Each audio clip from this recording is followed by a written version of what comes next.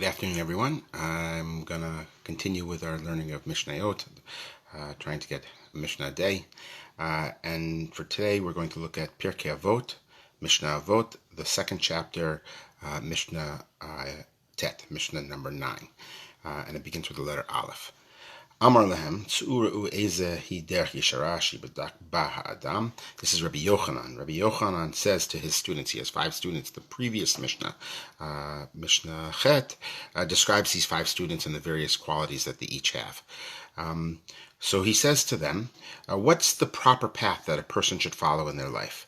And then each of the 5 students give a particular answer. We're not going to go in depth into all of the answers. There's one in particular that I would like to look at that's based upon an insight of Rabbi Shalom Gold. But we'll at least touch upon each of the insights. Rabbi Eliezer says the best way that a person should conduct his life is with an ayin tova, with a good eye. The way I understand that is not simply that he's careful with what he sees, but that he is able to see the good within people, good within situations, the good within everything in the world. Because, of course, when you see the good, when you see blessings in your life, from a psychological point of view, you certainly go through life in an elevated state of happiness and satisfaction and contentment. But theologically, perhaps even more significantly, when you have an ayin tova and you see the good, basically you're seeing God in all aspects of one's life, whatever one's situation might be. So it's an important quality to be able to have. The second opinion, Rabbi Yoshua Omer, Chaver Tov, you should have a good friend. A good friend, I think, means a number of different things. I'm reminded of my father, who had friends for 60 years. Almost 70 years, and he worked at it. He moved many times, so these were not people that he necessarily would naturally stay in touch with, but he went out of his way to stay in touch with these individuals and call them and stay in their lives and be able to reconnect constantly. And there were a few things I saw by having a chaver tov. First of all, it's a sign of loyalty, that you're able to develop this relationship with a person and you're able to keep and maintain the relationship shows that you have loyalty to people. But more than that, chaver is very similar to the word chavruta. And a chavruta, when 2 people learn together, they make one another's learning better. It's described to me as 2 swords that are sort of clashing against one another. And at the end of the day, both swords are sharper. So a chaver tov has that element as well. When you really genuinely have a good friend, you make yourself vulnerable to that person as well, aside from supporting them. And they, in turn, are able to help make you better. They, in turn, have the ability and the relationship with you because you know that you can trust them, that you know that they have your back, that when they give you a criticism, you know that it's with love. And therefore, perhaps you're more willing to accept it and you're inspired to hopefully improve.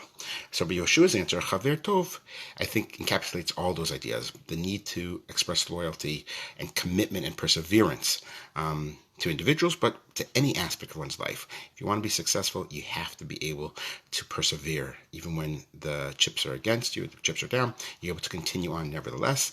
And then also you have to have someone who is a kli, a vessel, to help you to constantly improve. You're only going to learn and grow and improve if you're open to criticism, if you're open to someone helping you along. And that's what a chaver tov, a good friend, does for you. Rabbi Yosei Omer, a shachin tov, a good neighbor. A good neighbor requires a different set of skills. A chaver tov is someone who you pick, you choose in order to go through life with. But a shachin tov, a good neighbor, you don't have the choice. How are you able to create relationships with people that you didn't choose, that you don't necessarily share a common vision? You simply live geographically in proximity to one another. A shachin tov, to be able to develop a relationship with a person who's in a sense, a stranger who you didn't choose, but you're able to develop a positive relationship is a good sign of how you'll be able to go through life and develop relationships with people who are not like you. And that's a separate set of skills. So that's Rabbi Yossi's opinion. Rabbi Shimon Omer, and this is the one that I want to focus a little more time on, he says, Haro'eh et hanolad, the person who sees the consequences of his actions. Someone who can sort of look into the future and know what the results will be of how he acts today. That's the best path, the best way a person should conduct in his life. I want to come back to that a little bit because it's a little bit Yotzei Dofen. It's a little bit out of the ordinary in the other opinions. There was a sort of a rhythm we were setting, a good eye, a good friend, a good neighbor. And the last opinion, I mentioned there were 5, Rabbi Eliezer Omer, he says a lev tov, a good heart. Rabbi Yochanan says, I see that the best answer is Eliezer ben Arak, the last opinion, because his answer, a lev tov, includes all of the answers.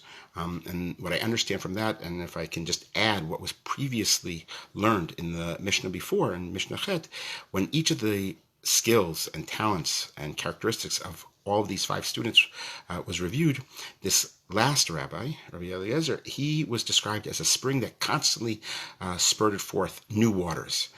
He was symbolic of the ability to grow and aspire to always more, in contrast to some of the other rabbis who, for example, were like a cistern, who never lost any bit of information that was given to them, but they did not create new.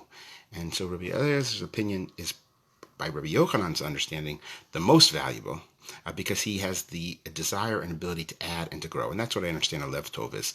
A lev tov is the willingness to constantly want to improve. And if you have that lev tov, that ratzon, that desire, not to stand still in all aspects of our life, in our relationships, in our learning, in our professional lives, in our own moral development, if you have the desire to constantly develop, well, then you're going to add these other qualities and create new friendships and improve your relationships with your neighbors and see more good in the world, on and on and on. The Mishnah continues with the exact opposite, where Rabbi Yochanan then says, and what is the bad way, derech ra'ah, the bad way to conduct one's life, that one should distance oneself from? And it's the exact parallel. One says, ayin ra'ah, a bad eye is what you should avoid, and opposite to the ayin tovah, meaning don't see the bad in other people. If you are always finding the mistakes and flaws in others, that's problematic. And again, it's not just problematic in your relationships with people, which is going to cause a lot of problems, but it's also theologically problematic. It means that there's an absence of God in your life if you're not able to see the good.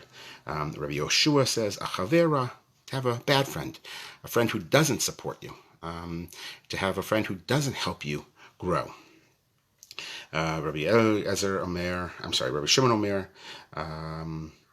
Rabbi Yosei Omer, a shachenra, a bad neighbor. Then the 4th opinion, Rabbi Shimon opinion, again, it seems out of place. Haloveh ve'eno mishalem, a person who borrows and doesn't pay back. Totally different than the other answers, the bad eye, the bad friend, the bad neighbor. And the 5th answer, by the way, as you might expect, a bad heart, right? We have a Rabbi Shimon who seems not to be playing by the rules. All the others give a one-word answer, and we understand them fairly easily. A good eye, a bad eye. A good friend, a bad friend. A good heart, a bad heart. Rabbi Shimon says, what's the quality we should pursue? A ro'eh et nolad, the person who can see consequences of the future. I'm not denying that that's a positive thing. And then a bad thing is haloveh ve'eno mishalem, a person who borrows and doesn't pay back.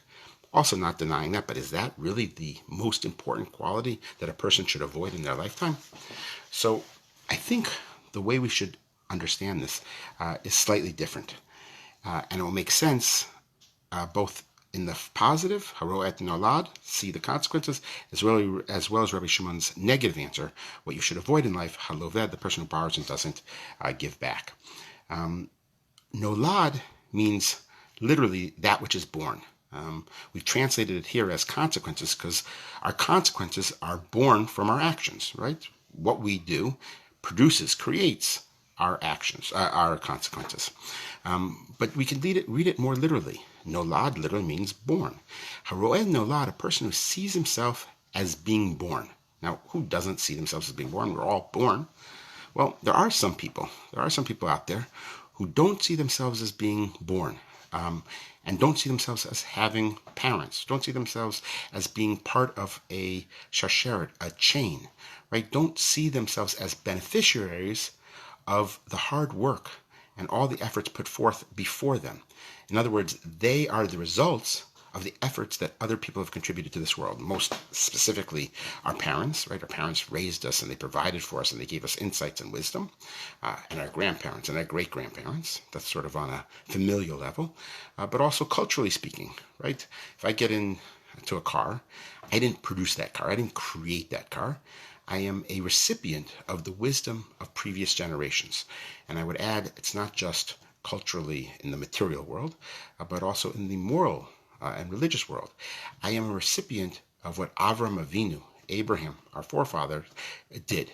Him and Sarah, and then all of the Avot, and then Moses, Moshe Rabbeinu, right? I am a spiritual beneficiary, inheritor of so many lessons and so much learning of people who've come before me.